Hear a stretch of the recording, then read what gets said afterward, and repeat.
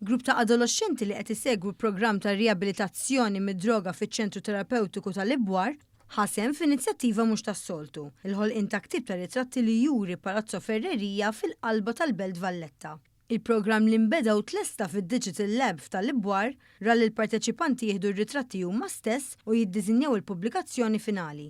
Il-ktib ġie ppreżentat lill-Ministru għall-Politika Soċjali Michael Falzon u l-Segretarju Permanenti fl-istess Ministeru Mark Musu. Waqt il-preżentazzjoni il-Ministru Falzon tenna li l-kollaborazzjoni bejn il-Ministeru u l-Caritas tkompli tissaħħaħ permezz ta' proġetti li jmorru lil mill-għajnuna finanzjarja. Sostna li l-għana u l-għini u li jingħata spazju mezzi lil dawn iż-żgħażagħ biex jiżviluppaw il-potenzjal tagħhom. U għażiet jgħid li l-Ministeru qed jinvesti biex jgħinu lil dawn il-minuri jkabru l-ħiliet tagħhom u jesprimu lilhom infushom.